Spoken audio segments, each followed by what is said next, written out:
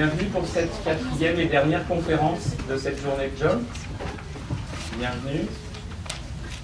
Alors, une conférence sur un sujet que finalement nous avons abordé d'une manière ou d'une autre pendant toute la journée, que j'ai placé d'ailleurs dès l'introduction de cette journée, qui est la question de la façon dont on va inclure les hommes dans les démarches égalité femmes-hommes.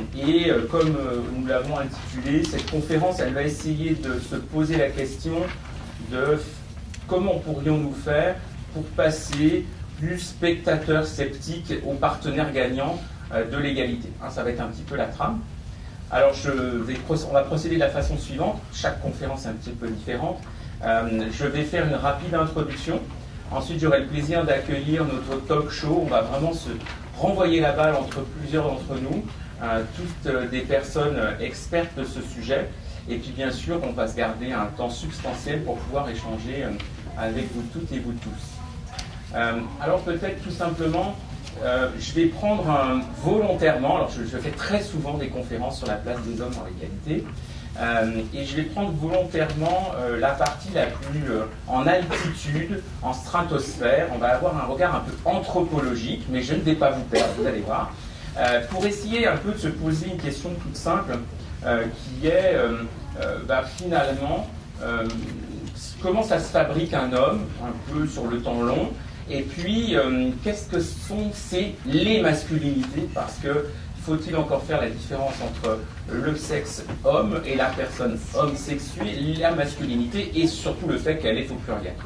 Alors, pour paraphraser Simone de Beauvoir, je vais tout simplement partir de cette idée avec vous que, tout bêtement, on ne naît pas homme, on le devient. Effectivement, c'est un processus dans la société qui fait que les hommes vont petit à petit s'auto-définir et construire une identité d'homme.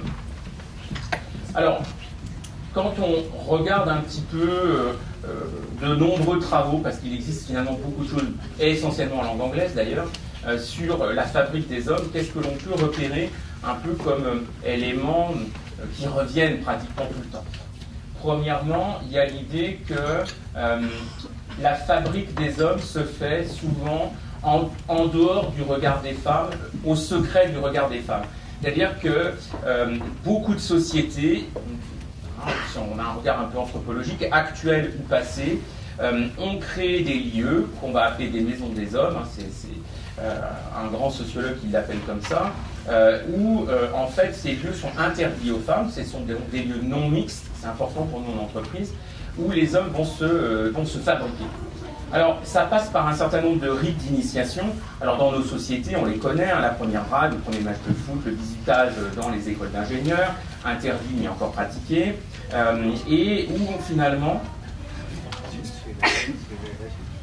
Je suis flexible. Où finalement, à travers ces rites d'initiation, les garçons vont passer au statut d'homme. Donc ça se fait loin du regard des femmes, ça se fait même loin du féminin en général, pas seulement des femmes, puisqu'il est très difficile de définir ce qu'est exactement un homme et encore plus le masculin, puisque très souvent il se définit comme n'étant pas féminin. Il y a cette idée que ce qui fait homme, c'est d'abord ce qui ne fait pas femme, et ce qui fait d'abord masculin, c'est surtout ce qui ne fait pas féminin. Donc les femmes et les gays aussi peuvent servir tout à fait de repoussoir, de contre-modèle pour expliquer aux garçons ce qu'ils vont devoir devenir. Donc ça c'est important parce qu'effectivement ça veut dire que dans de nombreuses sociétés aujourd'hui et par le passé, la fabrique des hommes est déjà profondément un lieu non mixte. Autre chose d'intéressant, c'est que c'est profondément des mécanismes intergénérationnels.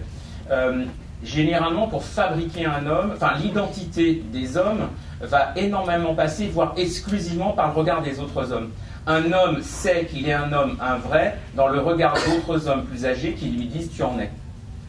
Et donc, cette construction de ce regard, elle se fabrique dans ces maisons des hommes, où des hommes plus âgés ont autorité à éduquer des plus jeunes à devenir des hommes. Donc, pensez à l'entraînement sportif. Voilà, c'est pas très compliqué dans notre société de trouver des tas d'endroits comme ça. Les grands frères dans un certain nombre de banlieues. Voilà, on a un certain nombre de mécanismes comme ça qui existent tout à fait dans notre société aujourd'hui. Ce qui est aussi intéressant, c'est que dans cette construction intergénérationnelle de transmission de l'identité, eh bien, les anciens peuvent être autorisés à exercer une violence sur les plus jeunes, une violence psychologique, voire une violence physique. Donc, fabriquer un homme, c'est aussi lui apprendre deux choses, c'est qu'il va rentrer dans une hiérarchie très complexe qui existe entre les hommes. C'est pour ça que c'est extrêmement compliqué de dire les hommes dominants, comme s'ils l'étaient tous, alors qu'en fait, lorsqu'on interroge des groupes d'hommes, ils ont une vision extrêmement hiérarchisée entre personnes du même sexe. Il y a les hommes dominants, il y a les hommes un peu moins dominants, il y a des hommes dominés aussi, hein, comme peuvent être les gays, des personnes invalides, comme le peuvent être... Voilà, il va y avoir d'autres critères qui vont se mélanger à celui du sexe pour hiérarchiser le groupe des hommes. Et donc là, ce qui va se passer, c'est que bien évidemment, il peut y avoir l'idée que, puisque on m'a appris à devenir un homme en devant accepter une certaine violence, et que quand je grandirai, je vais pouvoir moi-même initier des hommes plus jeunes à devenir des hommes, alors donc la violence fait partie du système de construction de l'identité, et donc je peux, à la fois, je dois la subir, mais je vais pouvoir aussi peut-être la faire subir. Alors ça, bien évidemment, hein, c'est typiquement les travaux de Christophe Dejour sur ce qu'il appelle, lui, le cynisme viril des cadres, c'est-à-dire l'exercice d'une certaine violence au travail, hein, liée au fait de licencier, au fait de devoir prendre des décisions délicates, devoir dire à quelqu'un qui vient d'avoir un deuxième enfant et de prendre une maison que non, je vais devoir le virer, et le faire sans sourciller, sans montrer ses émotions, ainsi de suite, ainsi de suite. Ça s'apprend quelque part. Les hommes ne sont pas naturellement comme ça. Il n'y a rien de génétique là-dedans. Bien évidemment, ne perdons surtout pas de vue la dernière ligne, c'est que cet apprentissage, parfois violent, entre hommes dans un milieu non mixte, a pour principal objectif d'apprendre aux garçons à tenir leur statut de dominant, hein, et à pouvoir pérenniser un système de domination sexuelle. Je sais, c'est un peu trash hein, tel que je le dis, hein, mais je le fais volontairement comme ça. Ensuite, du coup, si on essaye de repérer ces maisons des hommes, hein, c'est Maurice Godelier qui en parle très très bien, il va repérer dans de très nombreuses sociétés ces maisons des hommes. Alors dans ces sociétés-là, c'est une maison au milieu du village, où si une femme pénètre l'endroit, elle est tuée d'office. Hein. Il y a interdiction de rentrer dans cet endroit, et les garçons ont interdiction d'expliquer ce qu'ils vivent dans cet endroit. C'est-à-dire que ces rites sont strictement inconnus par un des sexes. Alors du coup, ce qui est intéressant, c'est de se dire, mais comme on le voit à peu près dans toutes les sociétés sur un temps extrêmement long, ça devient exister chez nous, dans notre société occidentale, mais alors ça serait où? Alors l'armée, je vais passer parce qu'aujourd'hui en France, la conscription a été suspendue, donc ça joue plus ce rôle. Alors avant, c'était, je pense, très fort. On a parlé avec Najat Vallaud-Belkacem de l'école, et on a beaucoup parlé aussi de la famille. Bien évidemment, le système scolaire, le système d'orientation, la famille peuvent tout à fait jouer ce rôle. Je ne vais pas pouvoir être très long, parce qu'il faut que je fasse vite cette introduction, mais qu'est-ce qu'on va apprendre aux garçons? Toutes les études sur qu'est-ce que disent les institutrices, en France c'est plutôt des institutrices, aux petits garçons. Alors les termes qui reviennent le plus souvent, tu es compétent, aie confiance en toi, sois fier de réussir, mets-toi en mouvement, sois actif, ose, bouge, lève, occupe l'espace. Hein, c'est toutes les études sur les cours de récréation. Les petits garçons ont plus de 70% d'espace au centre, et les filles ont les 4 angles, où elles font des jeux silencieux. Des milliers d'heures de films analysés, hein, et on voit ça partout en Europe. Voilà, c'est ça qui se passe. Donc on apprend aux garçons à occuper l'espace, à avoir des jeux, à se bousculer, les petites filles beaucoup moins. Et puis bien sûr, il y a une sphère très intéressante aujourd'hui, c'est la sphère du sport, qui reste profondément non mixte. Il n'y a quasiment aucune compétition mixte aujourd'hui. Les sports séparent et exagèrent les différences de capacité physique pour dire qu'il ne faut surtout pas mélanger les femmes et les hommes. Et évidemment, dans le sport, on y apprend à être compétitif, on y apprend à s'endurcir, et puis on peut aussi apprendre une certaine forme de violence. La boxe, le rugby contiennent des formes de violence légales, autorisées, prévues par ce sport. Évidemment cadrées, mais où la violence s'exerce. Donc ces endroits-là sont probablement des endroits où aujourd'hui, encore de très nombreux garçons vont apprendre à devenir des hommes dans un schéma assez stéréotypé, hein, bien évidemment.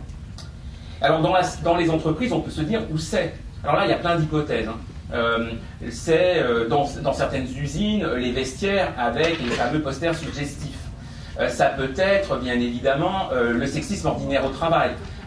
C'est l'exercice d'une forme de harcèlement sexuel sur les femmes, qui va être une façon de montrer que l'on exerce un statut de dominant. C'est les clubs de dirigeants. C'est le salon VIP du virage de je ne sais quel grand stade de foot où on réunit tous les clients. C'est bien évidemment, alors on est à Lyon, donc moi j'ose en parler, c'est bien évidemment les loges maçonniques, dont une seule est mixte, qui sont donc des lieux où on est entre hommes de pouvoir et où on parle business. Voilà. Donc il y a des tas d'endroits comme ça. Il reste encore d'ailleurs aux Champs-Élysées encore un club cigare soirée interdit aux femmes. Il existe encore un en 2017. Donc en fait, on voit bien que ce schéma qui est très ancien, il perdure et il se réinstalle, il se réorganise à différents endroits. D'ailleurs, je me demande toujours si certaines formes de comités de carrière, où on fait les fameux people review dans les grands groupes, et certaines formes d'entretien de carrière et de performance ne sont pas aussi des lieux où s'exerce cette espèce de construction de cette identité masculine, puisque voilà, elle a besoin, cette identité masculine, elle n'est pas stable, elle a besoin d'être rappelée sans cesse. Donc en fait, ce qu'on constate, c'est que il y a régulièrement dans la vie d'un homme qui accepte, entre guillemets, ou qui a intériorisé ces schémas de jouer à ce jeu-là, il y a des épreuves qui reviennent régulièrement pour vérifier qu'il est dans les clous d'une certaine masculinité et qu'il est dans les clous aux yeux des autres hommes.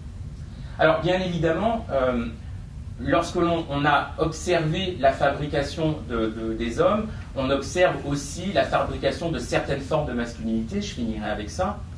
Bien évidemment, cette masculinité n'est pas l'apanage des hommes. Il y a des femmes qui peuvent se retrouver, plus ou moins consciemment, à endosser des habits très masculins. Pardonnez-moi, ça c'est toujours le danger avec les chemises, c'est que ça glisse. Hop, hop, voilà. Voire effectivement de certaines formes de virilité. Donc ça, c'est tout à fait quelque chose qui peut avoir lieu. Et puis, autre chose d'important, c'est que les masculinités au travail, il y en a de très nombreuses. Pour faire synthétique, parce que je dois aller très très vite, il y a des masculinités col bleu, des masculinités col blanc. Par exemple, on va constater, je vais essayer de retrouver le bon slide avec les petits adjectifs qui vont bien. J'arrive. Pardonnez-moi. Si je ne retrouve pas cette annonce, je vais remettre par cœur. Oui, tant pis. Effectivement, quand on regarde chez des fils d'ouvriers, c'est bon, je te remercie, ou des personnes qui exercent un métier d'ouvrier ou de technicien, lorsqu'on demande de donner des adjectifs sur qu'est-ce que c'est qu'un homme, un vrai d'après eux, on va avoir essentiellement des caractéristiques d'ordre, ça va être la force physique, ça va relever essentiellement d'aspects physiques. Et c'est essentiellement pouvoir protéger, être fort. Si on pose la même question à des fils de cadre ou à des cadres en exercice, là on va avoir essentiellement des traits de caractère. Le courage, savoir dire non. On va avoir d'autres dimensions qui vont ressortir. Donc en fait, la masculinité dans un lieu où on a essentiellement des ouvriers, des techniciens et des employés, ne va pas du tout s'exprimer avec les mêmes comportements que la masculinité dans un milieu de cadre, où ça va être peut-être plus feutré, mais très centré sur des traits de caractère. Donc il y a plein de formes de masculinité possibles, bien évidemment. Autre chose importante, c'est qu'un homme qui endosse une certaine forme de masculinité, il peut avoir plusieurs masculinités dans sa besace.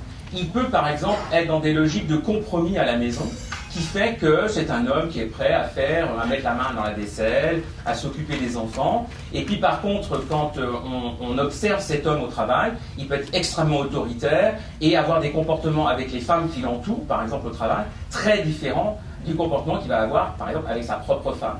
Donc, bien évidemment, il y a une plasticité identitaire qui fait qu'il y a des registres de masculinité différents et les hommes peuvent avoir des masculinités très peu dominantes dans certaines sphères de leur vie et des masculinités très dominantes dans d'autres sphères de leur vie. Ce qui peut parfois surprendre pour des gens qui croisent ces hommes dans différentes sphères, en disant « mais est-ce que c'est le même que j'ai vu au dîner un peu amical et que je vois en train de travailler, est-ce que c'est le même bonhomme ?» Bah oui, messieurs, mesdames, c'est le même bonhomme, mais sauf qu'effectivement, il jongle. Alors, juste un mot, pourquoi il peut se retrouver à jouer, ça c'est très important pour nos débats après, pourquoi il peut jouer un peu le viril au boulot? Parce que tout simplement, il est dans un environnement public beaucoup plus ouvert, beaucoup moins intime, et où en fait, il est sous le regard de nombreux hommes. Et il est sous le contrôle de la validation de son degré de masculinité. Et donc, bien évidemment, il a beaucoup à perdre à ne pas se mettre en scène et à mettre en scène cette virilité. Donc, il y a vraiment ça qui se joue, c'est que dès que les hommes sont dans des environnements plus publics, plus ouverts, où ils maîtrisent moins les relations qu'il y a autour d'eux, ils sont très en contrôle de comment ils vont être regardés par les autres hommes. Alors, j'ai pas le temps de faire tout ce que ça traduit dans les endroits mixtes, quand les femmes arrivent au pouvoir, enfin je vous laisse faire, vous faites ça très bien sans moi, mais on imagine bien ce que ça va produire. Si un homme s'intéresse à ça, et est plus ou moins inconsciemment attentif à « mais qui me regarde, qui va bien me reconnaître en tant qu'un homme qui doit être tel qu'il doit être ». Évidemment, quand il est dans une sphère plus maîtrisée en termes de relations, plus affectives, plus amicales, il peut se lâcher un peu, se relâcher même par rapport à ça. Alors, ça je l'ai dit. Voilà, dernier point. Je ne vais pas être plus bavard que ça. J'ai essayé, alors évidemment pas tout seul, avec les travaux de Catalyst, les travaux de Christophe Dejour, les travaux des trois grands sociologues australiens et américains et anglais qui travaillent depuis maintenant 30 ans sur ces questions de masculinité. On a la description de ce qu'appelle un de ces trois sociologues la masculinité hégémonique. La masculinité hégémonique, c'est une masculinité qui construit une frontière très très ferme entre ce qui est du sexe masculin, enfin du sexe homme et du sexe femme, qui produit une hiérarchie très forte du masculin sur le féminin, et qui s'exerce en particulier à la tête des entreprises. C'est une masculinité qu'on va pas mal retrouver dans la sphère productive. Alors vous allez reconnaître des choses que vous connaissez certainement par cœur. Il y en a 10, je les lis. Bien gagner sa vie. On a en France une sociologue, Sophie Cauchy, qui a travaillé sur le chômage des cadres. C'est une catastrophe pour un cadre, le chômage. On le disait dans une autre conférence ce matin. Comme les hommes construisent principalement leur identité au travail à travers le regard de leurs collègues masculins, lorsqu'ils perdent l'emploi, souvent ils n'ont pas d'autres sphères dans lesquelles ils sont suffisamment investis pour remettre les pieds au sol et réavancer, ce que les femmes font plus facilement. C'est un des avantages de leur triste conciliation obligatoire. Donc bien évidemment, il y a des logiques derrière de faire sa carrière à tout prix, le syndrome d'Atlas, il faut absolument que je tienne, voilà, ça, un classique du genre. Réussir sa carrière à tout prix, gagner le tournoi, la métaphore qui est le plus utilisée encore aujourd'hui quand on analyse de façon théorique la gestion de carrière, c'est le tournoi de tennis. Il y a ceux qui rentrent par les qualifs, il y a ceux qui rentrent directement, et puis au bout, il n'y a qu'un gagnant avec une coupe, c'est le PDG. Bon. J'ai pas besoin d'aller plus loin. Mettre en scène son pouvoir. Comme les hommes leur identité se construisent par le regard des autres hommes, ils ont besoin de signes extérieurs de pouvoir. L'ordinateur portable, la place réservée, le nombre de fenêtres dans le bureau, plus je gravis les échelons, plus il me faut de fenêtres, et puis là il me faut un bureau pour mon assistante, voilà. Et toi t'as pas d'assistante, donc moi je dois être patron plus que toi, parce que toi. Voilà. Donc ces signes extérieurs de richesse auxquels dont les hommes peuvent être très friands, et ne le sont pas juste voilà, parce qu'ils aiment ça, mais en fait parce que c'est un moyen de vérifier de façon symbolique et très concrète qu'ils ont les attributs du pouvoir. Vraiment pouvoir conçu comme quelque chose de très possessif et de très visible, ce qui est certainement beaucoup moins le cas chez les femmes. Ensuite, il y a alors le triptyque être disponible, être mobile, être loyal. Alors c'est ce qui a construit le statut de cadre en France à partir des années 40-50. Il est encore bien là. À être avant le patron, partir après le patron, bonjour les horaires, enfin j'en reviens pas, quand on a des enfants et qu'il faut faire la réunion stratégique à 19h, et puis bien évidemment être mobile et avoir une charmante épouse qui est conjointe suiveuse, ça c'est très important. Être reconnu par d'autres hommes qui font autorité, donc ça je crois que j'ai déjà assez enfoncé le clou, c'est qu'effectivement il y a des travaux par exemple américains, alors assez confidentiels, il faut les trouver, sur les mécanismes de séduction entre hommes dans les comex. Le tel patron est allé, il a changé de tailleur, il s'est fait faire un magnifique costard sur mesure chez tel tailleur, et dans les 15 jours qui suivent, on voit tout l'aéropage des jeunes loups qui veulent aller au commerce, il y en a qui font ça parce qu'ils l'ont vécu, qui sont allés chez le fameux tailleur, et qui ont fait attention de prendre quand même le modèle juste moins cher, ils ont le même modèle. Donc Donc ces mécanismes existent vraiment, ils sont profondément inconscients, mais ils existent. Faire partie du clan des hommes, alors ça pour les femmes c'est très important à décoder. Les hommes peuvent être très durs entre eux, mais dans un cadre de jeu, le jeu est très important chez les hommes. L'ego, ce qui je suis, c'est beaucoup par je connais des règles du jeu et je joue avec et je ne me mets jamais hors jeu.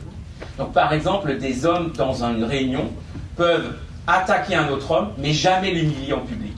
Sauf vraiment pour le détruire, mais c'est des cas extrêmement rares. Par contre, il va peut-être se prendre une savonnée derrière, dans le couloir, en off, mais jamais devant. Et si une femme ose aller un peu fort sur quelqu'un qui est très incompétent, ou qui est très sous-performant, tous les hommes vont se sentir attaqués en tant que clan. Qu'est-ce qu'elle fait? C'est pas moi qu'elle attaque, elle attaque les hommes. Et ça, c'est quasi reptilien, c'est vraiment le côté, les hommes se fédèrent comme ça. Faire le mal, donc ça je vous l'ai dit, hein, c'est vraiment cette idée que pour faire le mal, il faut être aussi en capacité de faire le mal. Alors là, je vous renvoie à Christophe Dejour, Souffrance en France, un livre vendu à des centaines de milliers d'exemplaires, donc personne n'a vraiment vu, qui parle de ça tout le temps, j'en ai parlé avec lui. En fait, il ne cesse de parler de l'exercice de la virilité au travail et des dégâts que ça a sur la santé des hommes, hein, qui sont parfois avec des conflits de valeurs énormes, obligés de faire des choses qu'ils jugent complètement non éthiques, mais comme il y a des hommes d'autorité qui leur ont demandé, il faut que j'y aille, parce que sinon, qui je vais être? Et puis, bien évidemment, vous l'aurez compris, je finis avec ça, bien sûr, c'est un système d'évitement des émotions. On ne pleure pas en public, on ne montre pas ses émotions, il faut absolument être rationnel. Donc du coup, reporting, tableau, mesures, indicateurs, KPIs, alors ça évidemment, à toutes les sauces, parce qu'en fait, on transforme tout en objet, on transforme tout un peu en jeu d'échecs avec des pions, on manipule, on défait, on refait des organisations, on déplace pas des personnes, mais des lignes dans des tableaux.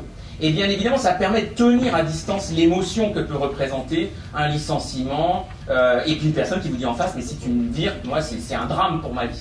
Et donc ça permet de mettre ça à distance.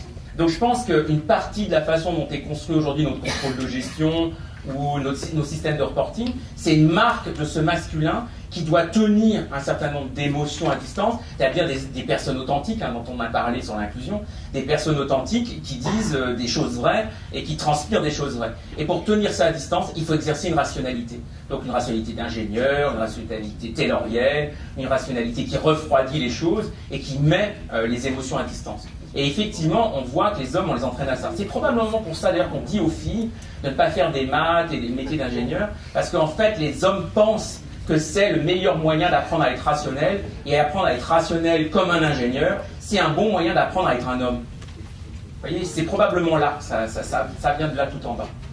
Je ne vais pas plus loin, parce que sinon je suis intarissable sur le sujet, mais c'était vraiment juste pour poser un petit peu les éléments du débat. Donc du coup, on va avoir à avancer tous ensemble avec quelques questions, parce que là, je sais que quand j'en suis là, je sais pas, mais ça doit être un peu ouf. C'est un peu noir, hein, comme représentation qu'on peut faire des choses. Je sais que c'est un peu rapide, peut-être même un peu caricatural des fois, mais j'essaye de dessiner à grands traits des choses. Donc quelque part, est-ce que ça peut changer? On va se poser cette question ensemble. Est-ce que les hommes ont des raisons de changer ces états de fait? Oui ou non? Et puis, on va voir que c'est pas si simple que ça. Et puis, du coup, comment les rendre partenaires gagnants d'une égalité qui n'ont pas construit, ils ont plutôt construit, ils avaient la main pour construire les entreprises et les pensées, donc bien évidemment, ils les ont construits à leur profit. Mais les femmes auraient pu le faire, elles auraient fait peut-être la même chose, on ne sait pas.